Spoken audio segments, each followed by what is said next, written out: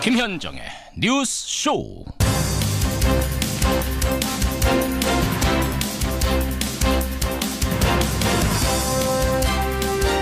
애청자 여러분 안녕하십니까? 오늘은 1년 중 눈이 가장 많이 온다는 대설입니다. 분명 한겨울입니다. 평창 동계올림픽도요 이제 2달 앞으로 다가왔죠. 그런데 어제 IOC가 러시아의 출전을 금지하면서 분위기가 상당히 경색됐습니다. 그나마 다행인 건 푸틴 러시아 대통령이 선수가 개인 자격으로 출전하는 걸 막진 않겠다 이렇게 밝혔군요. 안현수 선수는 개인 자격으로라도 나오겠다고 하는데 피겨 여왕 메드베데바는 안 나오겠답니다. 북미 아이스하키 팀은 일찌감치 불참 소식을 전해왔었죠. 평창올림픽 자칫 썰렁해질까 걱정스럽습니다. 더 이상 남일 보듯 할 상황이 아니죠. 온 국민의 성원과 지지가 절실해 보입니다. 그런가 하면 썰렁한 새벽 추위를 느낀 사람도 한 명 있습니다. 바로 오늘 새벽 귀가한 자유한국당 최경환 의원. 죄가 있으면 대구역 앞에서 할복하겠다 이렇게 좀 무서운 말을 했었는데 지금 검찰은요 증언과 물증을 확보하고 혐의 입증에 상당히 자신하고 있다. 이런 소식이 들려옵니다. 최경환 의원의 귀가길이 상당히 서늘했을 것 같습니다. 아무튼 대설날 아침 김현정의 뉴스쇼 출발합니다.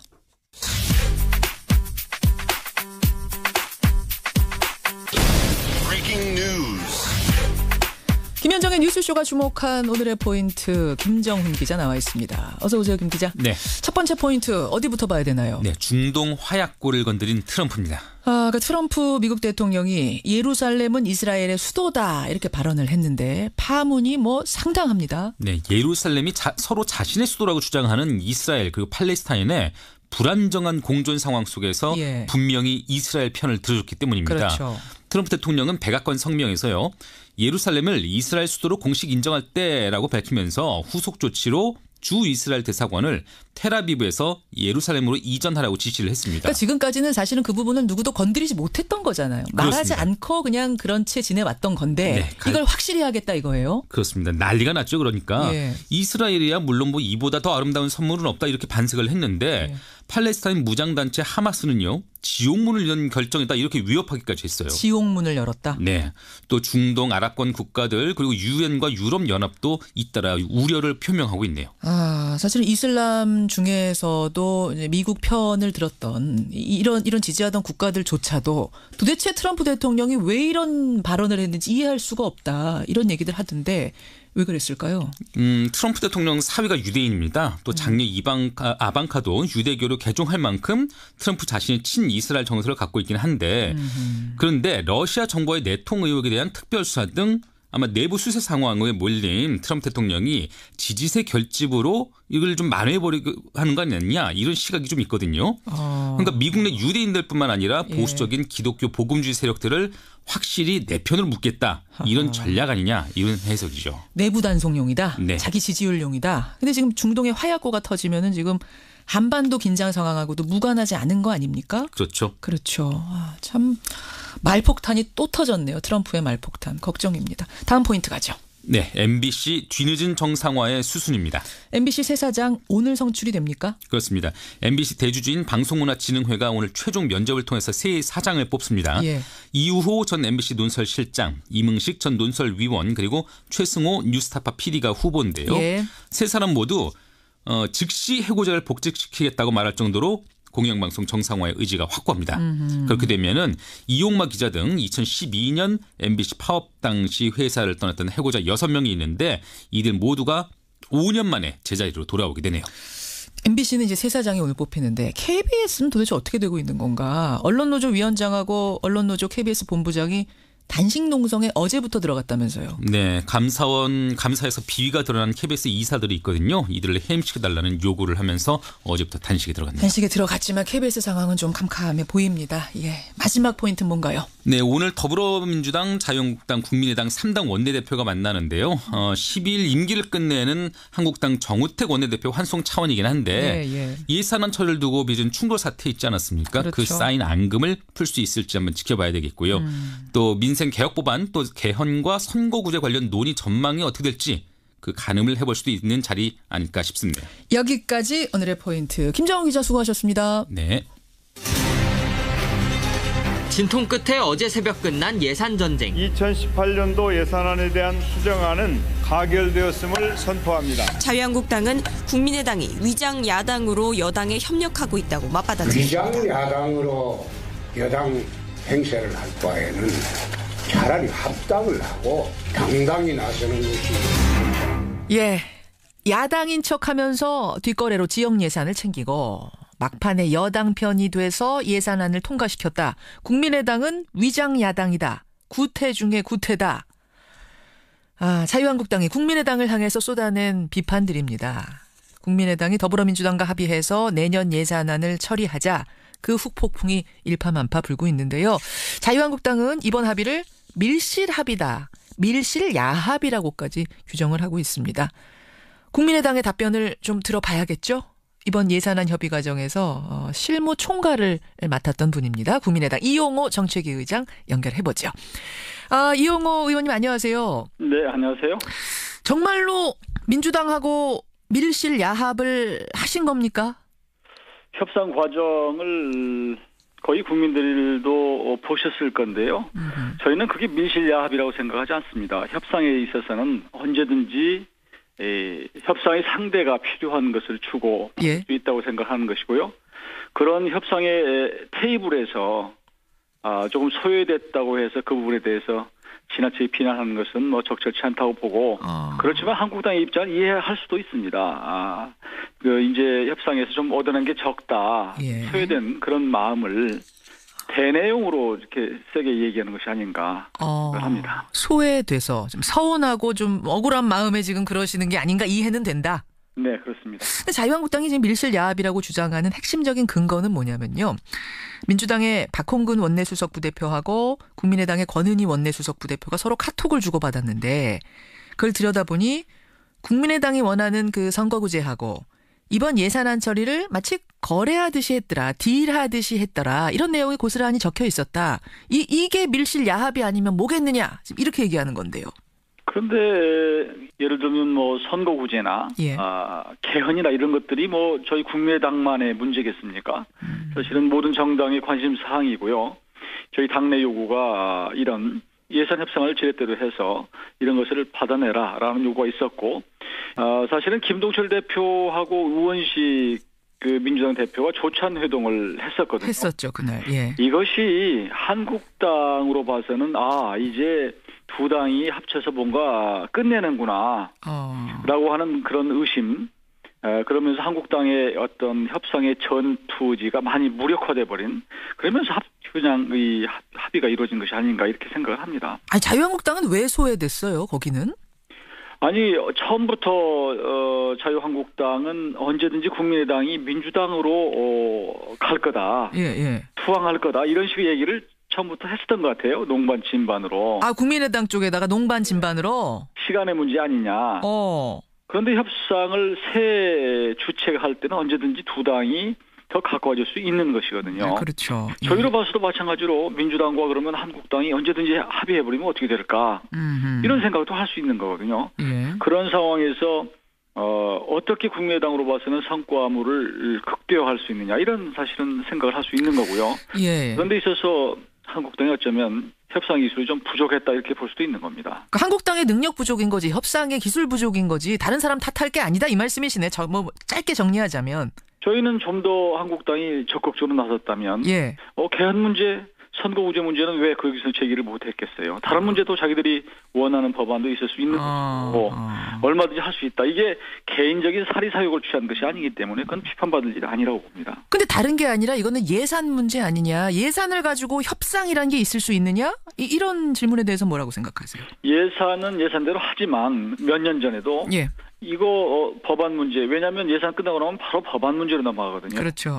그리고 뭐 지난해 탄핵이 있었지만 지금 제왕제 대통령제라고 하는 것이 문제가 많기 때문에 이걸 바꿔야 되는데 막상 집권하고 나서 좀 태도가 바뀐 거 아니냐. 그래서 이걸 끌어나기 위해서 저희 당으로 봐서는 뭐 얼마든지 할 수 있다고 봅니다. 자, 그렇다면 두 번째 질문.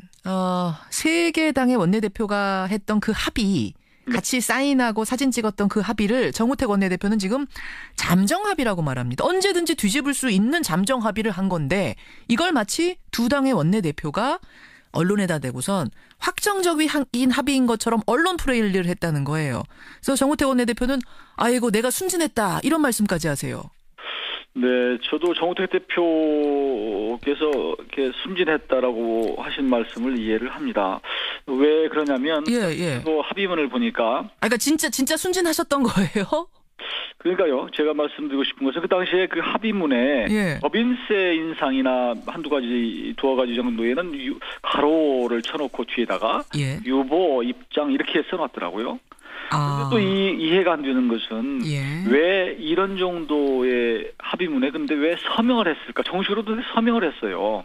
잠정 합의에는 보통 서명을 하지 않죠. 하죠. 그래서 그냥 그 합의문만 갖고 와서 의원총회에서 이제 추인을 받는 거 아니겠습니까? 그런데 의원총회에서 추인을 정 대표께서 좀 쉽게 받을 수 있을 것이라고 하는 생각을 했던 것이 아닌가.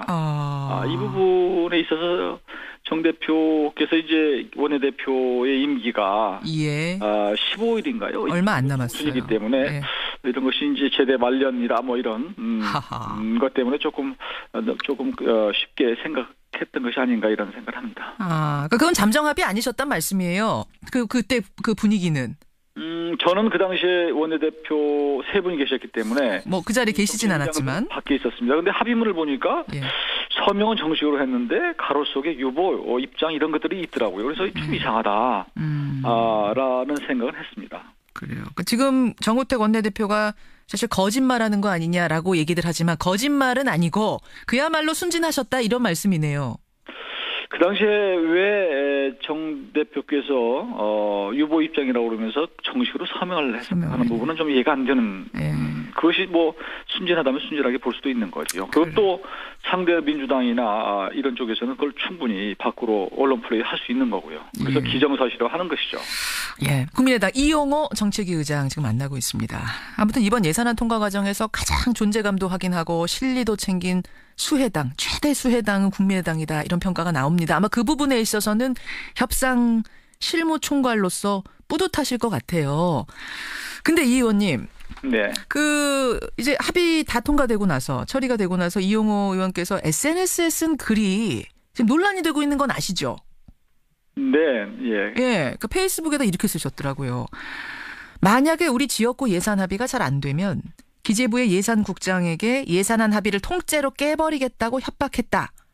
결국 그렇게 해서 이용호 의원 지역구 예산을 챙겼다 이제 이 말씀을 하신 건데 이거 자랑하려고 쓰신 거예요? 자랑이라고 이렇게 하는 것은 적절한 용어가 아니라 좀 이렇게 지역구 의원들은 뭐 어떻게든지 지역 예산 확보를 정말 치열하게 한다. 그런 모습을 좀 지역 구민들한테 보이고 싶은 그런 의욕이 있습니다. 욕구가 있는 것인데요. 그런 것을 좀 과장되게 조금 표현한 것이 이런 저한테 화가 되는 것이 아닌가 생각합니다. 그러니까 물론 뭐 지역 국회의원들이 지역민들의 이익 대변하는 거 중요하죠. 중요하고 뭐 이해합니다. 근데 한정된 예산 내에서 힘 있는 의원들 지역구 예산만 늘어나는 걸 국민들이 곱게 보지 않고 있다는 거 이거는 아시잖아요. 그렇죠. 그 부분이 이제 제가 비난 받는 부분인 것 같은데요. 당직을 갖고 있는 협상에 임한 사람이 어떻게 그럴 수 있느냐 그렇죠. 하는 건데 사실상 협상이 끝난 상황이었어요. 그러니까 3당의 합의가 완전히 끝난 상태였고 마지막에 이제 조금 증액 하는 그런 과정이었는데 마지막에 조금 증액하는 과정에서 원래 쪽지 민원은 그때 들어가는 거잖아요, 원래가. 이제 그런데 의외로 뭐 저희 그 지역에는 예산 배정이 거의 없이 그런 거에 대한 섭섭함이 좀 있었기도 했고요. 어차피 그런 것은 뭐 서로 주어진 한정된 마지막 예산 조금 남은 거 가지고 서로 이 분배하는 과정이 있기 때문에 저로서도 뭐 절박함이 있었던 것은 사실입니다. 그렇다고 해서 예산안 합의를 통째로 깨버리겠다고 내가 기재부를 협박했다. 이거는 마치 그냥 듣기에는 이 문장을 듣기에는 국회의원이 권력 가지고 죄송한 말씀입니다만 갑질하는 느낌 같은 걸 국민들은 받으셨다고 해요. 네, 제가 어떻게 그 예산 협상을 깨버릴 능력이 있겠습니까? 그 정도 능력이 있으면 제가 굳이 이런 표현 안 해도 알아서 정보가 줍니다. 왜 이런 표현 왜 쓰셨어요, 그럼? 좀 조금 전에 말씀드렸지만 좀 그 의혹이 지나쳤던 것이 아닌가 과장된 표현이었던 것 같습니다. 그래. 오늘 이제 방송 나오셨으니까 이 논란 이후에 직접 국민들께 한번 뭐 사과를 할까요? 아니면 양해의 말씀이랄까요? 한 말씀 하시겠어요? 정말로 제가 의도했던 것은 제가 뭐 어떤 그 당의 당직을 가지고 협상에 임했던 사람으로서 그러려고 했던 것도 아니고 그럴 상황도 아니었는데 그렇게 국민들에게 비춰질 수 있다라고 생각하고요. 그런 오해와 혹은 제가 잘못 비춰진 데 대해서는 정말 죄송하게 생각을 합니다. 사실 이용호 의원뿐 아니라 지금 여야를 막론하고 지도부 의원들 또 힘 있는 다선 의원들 지역구만 예산이 두둑히 챙겨갔더라. 예산이 늘어났더라. 이게 드러나면서 워낙 여론의 비판이 따갑다는 거를 의원들이 좀 아셨으면 좋겠어요, 이번에. 네, 하여튼 뭐 제가 욕을 많이 먹고 다른 더 힘 있는 의원들이 좀 알았으면 좋겠고요. 그런 계기가 되리라고 생각하고요. 예. 사실 제가 그렇게 큰 소리를 쳤지만 제 지역구는 뭐 별다리 가져간 게 별로 없습니다. 그거 왜 큰 소리 치셨어요? 그러면 별로 가져가신 게 없는데 괜히 욕만 먹으셨어요. 그런 것 같습니다. 네. 아이고, 알겠습니다. 여기까지 오늘 말씀 듣죠. 고맙습니다. 네, 감사합니다. 예, 이용호 국민의당 정책위 의장이었습니다.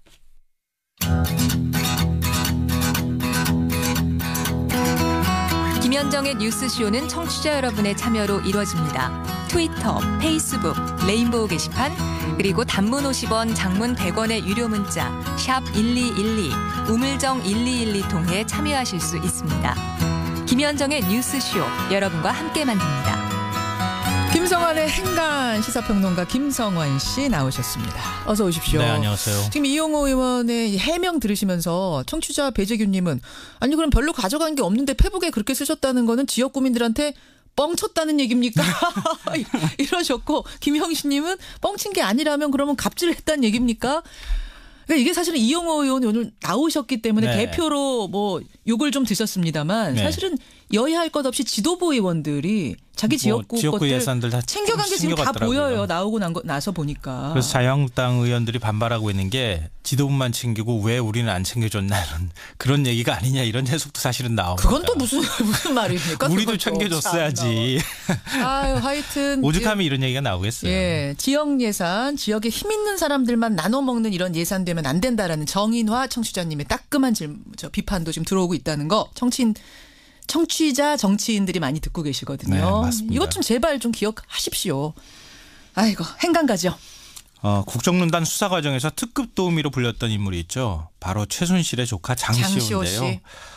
지난 6월 구속기한 만료로 풀려나서 재판을 받고 있었는데 네. 어제 징역 2년 6월에 실형을 선고받고 다시 구속되는 처지가 됐습니다. 이 법정 구속된 특급 도우미 장시호. 이 뉴스의 행간을 좀 살펴볼까 합니다. 제2의 태블릿 PC, 삼성동 사저금고, 또 차명폰 이런 존재를 다 알린 사람이 장시호 씨 아닙니까? 네, 그렇죠. 특검 수사에 도움 많이 준 거 이거는 팩트예요. 네, 그렇죠. 검찰도 이 사실을 인정을 하고 있는 것이고요. 지난달 8일 결심 공판에서 1년 6개월이라는 비교적 낮은 형량을 구형을 했습니다. 예. 이 장 씨가 실체적 진실 규명에 기여했다. 이게 이유였는데요. 기여했다. 어제 재판 결과는 전혀 달랐습니다. 아니 구형량보다 재판에서의 형량이 더 높게 나오는 거죠. 1년 정도 더 높게 나오는 거의 못 본 것 거거든요. 같아요. 그렇죠. 서울중앙지법 형사 22부가 방금 전에 말씀하셨던 것처럼 구형량보다 1년 더 높은 징역 2년 6월의 실형을 선고를 한 겁니다. 한국동계스포츠영재센터 후원금 명목으로 삼성전자로부터 16억 2천만 원을 받는 등 이 장 씨와 관련돼 있는 혐의 모두를 유죄로 인정을 했습니다. 장 씨는 실형을 예상하지 못한 듯 머리가 하얘서 어떤 말을 해야 할지 모르겠습니다. 잠시 후에 아이를 데리러 가야 하는데 이러면서 굉장히 당황을 했다고 합니다. 예, 근데 법정 구속된 거죠. 네, 결국은. 그렇죠. 그래요. 특급 특검 도우미에서 또다시 구치소 수감자 신세가 된 장시호. 이 뉴스의 행간 이면엔 뭐가 숨어 있습니까? 첫 번째 행간은 특검 도우미지 법원의 도우미는 아니다입니다. 이 말에 다 담겨 있네요, 모든 게. 네. 그러니까 지금 특검 수사 과정에서 장시호 씨가 굉장히 엄청난 도움을 준 것은 분명하거든요. 예. 오죽하면 최순실 씨로부터 집안을 팔아먹었다는 얘기까지 들었겠습니까? 맞아요. 하지만 이건 어디까지나 수사 단계, 그러니까 기소 이전 단계의 일입니다. 재판부의 판단은 또 다른 것이라는 걸 이번에 보여준 건데요. 그렇죠. 그러니까 특검 수사에 협조했다는 것은 우리도 안다. 재판부도 인정을 했는데, 하지만 범행에서 중요한 역할을 담당하고 가장 많은 이득을 본 것도 장 씨다. 이렇게 재판부가 밝혔습니다. 사실 우리나라는 아직 플리바기닝을 인정하지 않잖아요. 예, 맞아요. 예. 그러니까 일종의 이제 수사나 증언에 협조하는 대가로 검찰이 형을 낮추거나 가벼운 제목을 이제 적용하는 걸 의미하는데요. 예. 그렇지만 플리바게닝을 암암리에 적용해 온 것도 사실입니다. 검찰은 장 씨가 거기에 이제 해당이 됐다고도 그렇죠. 볼 수 있는데요. 이번 재판이 그래서 플리바게닝 관행에 제동을 걸었다 이런 얘기까지 나옵니다. 그래요. 법정에서 구속된 특검 도우미 장시호 두 번째 행간 뭡니까? 두 번째 행간은 고영태 처지도 위태위태하다입니다. 그러게 보니까 그러네요. 정말 국정농단을 파헤치는데 장시호 씨만큼이나 도움이 많이 된 게 고영태 씨 아닙니까? 만큼이나가 아니라 국정농단의 시발점이었었죠. 맞아요. 고영태 씨가. 예. 최순실 의상실 동영상 기억하시죠? 그럼요. 휴대폰을 와이셔츠에 싹싹 닦아가지고 건네던 이영선 전 행정관 모습. 사실은 그 동영상이 여론을 폭발시키는데 결정적이지 않았습니까? 네. 그리고 그 동영상을 언론에 제보함으로써 국정농단 보도가 시작된 거예요. 그게 고영태 씨예요. 예, 그 고영태 씨도 지금 구속기한 만료로 장시호 씨랑 똑같이 풀려났고 재판을 받고 있는 중입니다. 맞습니다. 예. 만약에 법원이 장시호 씨를 구속하면서 내세운 논리를 적용하면 고영태 씨도 똑같은 논리가 적용돼야 한다는 겁니다. 과거 최순실 씨의 협조자이자 범행을 공모한 인물이기 때문이죠. 그러네요. 그러니까 고영태 씨도 지금 위태위태한 상황이에요. 마지막 행간은 뭔가요? 마지막 세 번째 행간은 박근혜, 최순실의 형도 차근차근 쌓여간다입니다. 네, 어제 재판 보면서 그리고 박근혜 전 대통령 또 최순실 씨도 재판이 어떻게 될지 좀 예상이 된다 이런 그림이 그려지고 많았어요. 있는 상황이에요. 그러니까 장 씨와 함께 어제 김종전 문체부 차관이 같이 재판을 받았거든요. 그런데 후원금 강요 혐의에 대해서 재판부가 무죄로 판단을 했습니다. 그러면서 어떤 판단을 내렸냐면은 박 전 대통령의 요청과 이재용 부회장의 지시에 따라 이루어졌다. 일종의 박근혜 전 대통령하고 이재용 전 부회장이 독대를 한 자리에서 이 얘기가 오고 갔고 일종의 직거래가 이루어졌다는 거예요. 그 얘기가 그 얘기예요? 예. 그러면은 박 전 대통령과 이재용 부회장의 혐의가 한층 더 쌓여질 수밖에 없고요. 그러니까 중간에 누가 껴서 협박한 게 아니라 직거래한 거다. 예, 맞아요. 박과 이가. 예. 최순실 씨도 마찬가지인데 박 전 대통령과 최 씨가 공모한 그랜드 코리아 레저에 이 공모에서 압력을 넣었다고 하는 점을 이번에 또 재판부가 인정을 했어요. 장애인 펜싱팀 창단하는 문제에 있어서. 그러니까 박 전 대통령하고 최순실 씨 혐의도 한층 더 가중될 수밖에 없는 상황이 됐다는 거예요. 그러니까 지금 같은 재판부에서 앞으로 재판을 하는 거거든요. 맞아요. 그러니까 똑같이 혐의를 적용하는 데 있어 이 논리가 동원될 가능성이 있다고 볼 수 있는 거죠. 예, 어제 장시호 씨 재판을 우리가 구석구석 살펴보면서 앞으로 펼쳐질 재판까지 예측해봤습니다. 김성환 씨 수고하셨습니다. 네, 고맙습니다. 주목한 오늘의 포인트 김정훈 기자 나와 있습니다. 어서 오세요, 김 기자. 네. 첫 번째 포인트 어디부터 봐야 되나요? 네, 중동 화약골을 건드린 트럼프입니다. 그 트럼프 미국 대통령이 예루살렘은 이스라엘의 수도다 이렇게 발언을 했는데 파문이 뭐 상당합니다. 네, 예루살렘이 서로 자신의 수도라고 주장하는 이스라엘 그리고 팔레스타인의 불안정한 공존 상황 속에서 분명히 이스라엘 편을 들어줬기 때문입니다. 그렇죠. 트럼프 대통령은 백악관 성명에서요. 예루살렘을 이스라엘 수도로 공식 인정할 때라고 밝히면서 후속 조치로 주 이스라엘 대사관을 텔아비브에서 예루살렘으로 이전하라고 지시를 했습니다. 그러니까 지금까지는 사실은 그 부분을 누구도 건드리지 못했던 거잖아요. 말하지 그렇습니다. 않고 그냥 그런 채 지내왔던 건데 이걸 확실히 하겠다 이거예요? 그렇습니다. 난리가 났죠. 그러니까 이스라엘이야 물론 뭐 이보다 더 아름다운 선물은 없다 이렇게 반색을 했는데 팔레스타인 무장단체 하마스는요. 지옥문을 연 결정이다 이렇게 위협하기까지 했어요. 지옥문을 열었다? 네. 또 중동 아랍권 국가들 그리고 유엔과 유럽연합도 잇따라 우려를 표명하고 있네요. 사실은 이슬람 중에서도 이제 미국 편을 들었던 이런 지지하던 국가들조차도 도대체 트럼프 대통령이 왜 이런 발언을 했는지 이해할 수가 없다 이런 얘기들 하던데 왜 그랬을까요? 트럼프 대통령 사위가 유대인입니다. 또 장녀 아방카도 유대교로 개종할 만큼 트럼프 자신이 친이스라엘 정서를 갖고 있긴 한데 그런데 러시아 정부의 내통 의혹에 대한 특별수사 등 아마 내부 수세 상황에 몰린 트럼프 대통령이 지지세 결집으로 이걸 좀 만회해버리고 하는 거 아니냐 이런 시각이 좀 있거든요. 그러니까 미국 내 유대인들뿐만 아니라 보수적인 기독교 복음주의 세력들을 확실히 내 편으로 묶겠다 이런 전략 아니냐 이런 해석이죠. 내부 지금 그러시는 게 아닌가 이해는 된다. 네, 그렇습니다. 근데 자유한국당이 지금 밀실 야합이라고 주장하는 핵심적인 근거는 뭐냐면요. 민주당의 박홍근 원내수석 부대표하고 국민의당의 권은희 원내수석 부대표가 서로 카톡을 주고받았는데 그걸 들여다보니 국민의당이 원하는 그 선거구제하고 이번 예산안 처리를 마치 거래하듯이 했더라. 딜하듯이 했더라. 이런 내용이 고스란히 적혀 있었다. 이게 밀실 야합이 아니면 뭐겠느냐. 지금 이렇게 얘기하는 건데요. 그런데 예를 들면 뭐 선거구제나 개헌이나 이런 것들이 뭐 저희 국민의당만의 문제겠습니까? 사실은 모든 정당의 관심 사항이고요.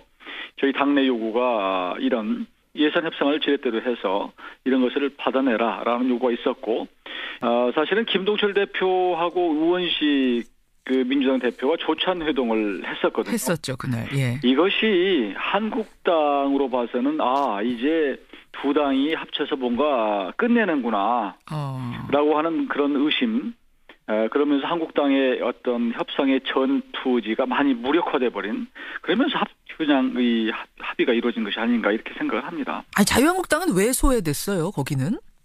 아니 처음부터 자유한국당은 언제든지 국민의당이 민주당으로 갈 거다, 투항할 거다 이런 식의 얘기를 처음부터 했었던 것 같아요. 농반 진반으로. 국민의당 쪽에다가 농반 진반으로? 시간의 문제 아니냐. 그런데 협상을 새 주체가 할 때는 언제든지 두 당이 더 가까워질 수 있는 것이거든요. 네, 그렇죠. 저희로 봐서도 마찬가지로 민주당과 그러면 한국당이 언제든지 합의해버리면 어떻게 될까. 이런 생각도 할 수 있는 거거든요. 연결되었음을 선포합니다. 자유한국당은 국민의당이 위장 야당으로 여당에 협력하고 있다고 맞받아쳤습니다. 위장 야당으로 여당 행세를 할 바에는 차라리 합당을 하고 당당히 나서는 것이. 예, 야당인 척하면서 뒷거래로 지역 예산을 챙기고 막판에 여당 편이 돼서 예산안을 통과시켰다. 국민의당은 위장 야당이다. 구태 중에 구태다. 자유한국당이 국민의당을 향해서 쏟아낸 비판들입니다. 국민의당이 더불어민주당과 합의해서 내년 예산안을 처리하자. 그 후폭풍이 일파만파 불고 있는데요. 자유한국당은 이번 합의를 밀실 합의다. 밀실 야합이라고까지 규정을 하고 있습니다. 국민의당의 답변을 좀 들어봐야겠죠? 이번 예산안 협의 과정에서 실무 총괄을 맡았던 분입니다. 국민의당 이용호 정책위 의장 연결해보죠. 이용호 의원님 안녕하세요. 네, 안녕하세요. 정말로 민주당하고 밀실 야합을 하신 겁니까? 협상 과정을 거의 국민들도 보셨을 건데요. 저희는 그게 밀실야합이라고 생각하지 않습니다. 협상에 있어서는 언제든지 협상의 상대가 필요한 것을 주고 할 수 있다고 생각하는 것이고요.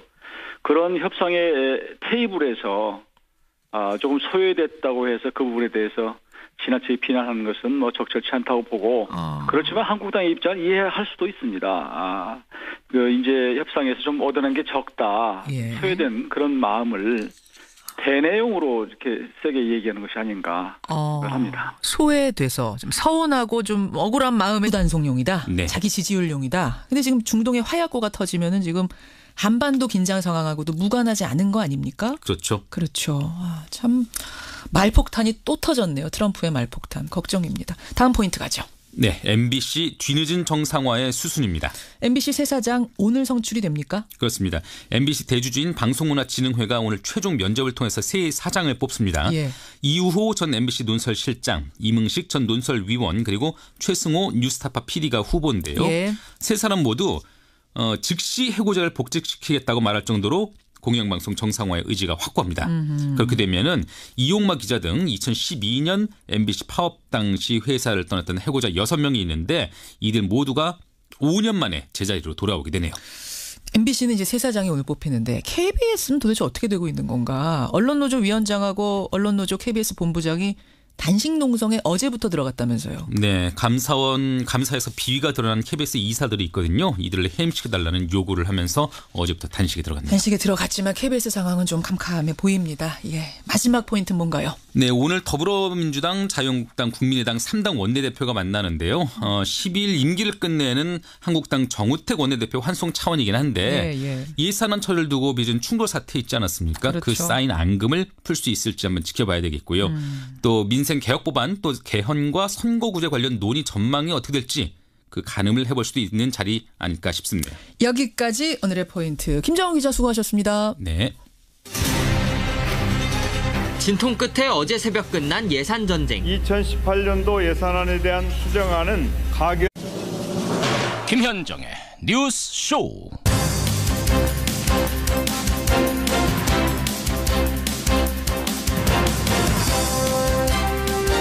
애청자 여러분 안녕하십니까? 오늘은 1년 중 눈이 가장 많이 온다는 대설입니다. 분명 한겨울입니다. 평창 동계올림픽도요 이제 2달 앞으로 다가왔죠. 그런데 어제 IOC가 러시아의 출전을 금지하면서 분위기가 상당히 경색됐습니다. 그나마 다행인 건 푸틴 러시아 대통령이 선수가 개인 자격으로 출전하는 걸 막진 않겠다 이렇게 밝혔군요. 안현수 선수는 개인 자격으로라도 나오겠다고 하는데 피겨 여왕 메드베데바는 안 나오겠답니다. 북미 아이스하키 팀은 일찌감치 불참 소식을 전해왔었죠. 평창올림픽 자칫 썰렁해질까 걱정스럽습니다. 더 이상 남일 보듯 할 상황이 아니죠. 온 국민의 성원과 지지가 절실해 보입니다. 그런가 하면 썰렁한 새벽 추위를 느낀 사람도 한 명 있습니다. 바로 오늘 새벽 귀가한 자유한국당 최경환 의원. 죄가 있으면 대구역 앞에서 할복하겠다 이렇게 좀 무서운 말을 했었는데 지금 검찰은요. 증언과 물증을 확보하고 혐의 입증에 상당히 자신하고 있다. 이런 소식이 들려옵니다. 최경환 의원의 귀가길이 상당히 서늘했을 것 같습니다. 아무튼 대설날 아침 김현정의 뉴스쇼 출발합니다.